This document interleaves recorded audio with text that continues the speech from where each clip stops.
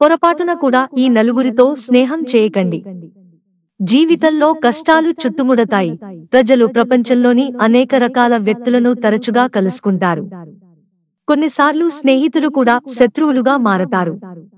తెలియని వ్యక్తులను, కొన్ని రకాల ఆలోచనలు ఉన్నవారిని ఎప్పుడైనా నమ్మి చేరదీసినా, సహాయకుడిగా చేసుకున్నా, సమయం బట్టి మోసం చేసి వెళ్ళిపోతారు. జీవితంలో ఏ వ్యక్తులకు దూరంగా ఉండాలి? ఎవరితో స్నేహం చేయాలి? ఆచార్య చాణక్యుడు తన నీతి శాస్త్రంలో ఇందుకు సంబంధించి కొన్ని మార్గదర్శకాలను అందించాడు. ఆచార్య చాణక్యుడి చెప్పిన నీతులను జీవితంలోకి అన్వయించుకుని వాటిని శ్రద్ధగా పాటిస్తే మీ జీవితాన్ని సులభంగా గడపవచ్చు. కనుక చాణక్యుడు చెప్పిన విధముగా జీవితంలో కొందరు వ్యక్తులకు దూరంగా ఉండాలి. ఎవరిని విశ్వసించాలి తెలుసుకుందాం. తెలివి తక్కువ వ్యక్తులను స్నేహితులుగా చేసుకోకండి. ఆచార్య చాణక్యుడు మూర్ఖుడిని జంతువుగా అభివర్ణించాడు. మానవుడే అయినా తెలివి, విచక్షణ లేనివాడు పశువుతో సమానం. కనుక వారితో సహవాసం చేయకూడదు.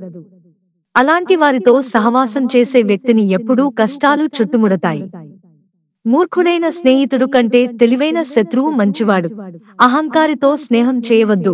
అహంతో నిండిన స్వభావం ఉన్న వ్యక్తికి, తనను తాను అత్యంత జ్ఞానవంతుడిగా భావించే వ్యక్తికి ఎప్పుడూ మద్దతు ఇవ్వకూడదని చాణక్యుడు చెప్పాడు.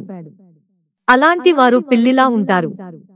ఎవరిని ఎప్పటికీ నమ్మలేరు. తమను తాము గొప్పగా కనిపించేలా చేయడం కోసం నమ్మిన స్నేహితుల ఇమేజ్ను పాడు చేయవచ్చు. అవమానించడానికి కూడా వెనుకాడరు. కనుక ధనము లేక జ్ఞానము పట్ల అహంకారం లేని వారితో మాత్రమే స్నేహము చేయాలి. అత్యాశగల వ్యక్తులకు దూరంగా ఉండండి. జీవితంలో అత్యాశపరులకు మద్దతు ఇవ్వకూడదు.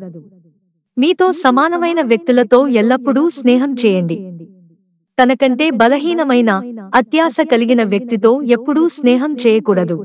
అత్యాశగల వ్యక్తి తన సొంత ప్రయోజనం కోసం ఎప్పుడైనా మిమ్మల్ని విడిచిపెట్టవచ్చు. ప్రత్యర్థిని కలవడం ద్వారా హాని చేయవచ్చు. అందుచేత తమకు లభించిన వాటితో తృప్తిగా ఉన్నవారిని మాత్రమే ఉంచుకోవాలి. ఎవరినీ గుడ్డిగా నమ్మకూడదు. అలాంటి వ్యక్తులు ఎప్పుడూ మోసం.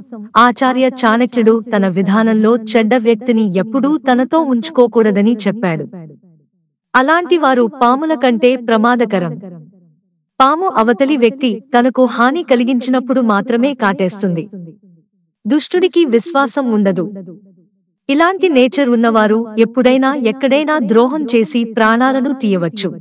అందువల్ల ఎల్లప్పుడూ మంచి, సంస్కారవంతమైన వ్యక్తులతో మాత్రమే స్నేహం చేయండి. మిత్రులారా, ఛానల్ సబ్స్క్రైబ్ చేసుకోవడం మర్చిపోకండి. ధన్యవాదాలు.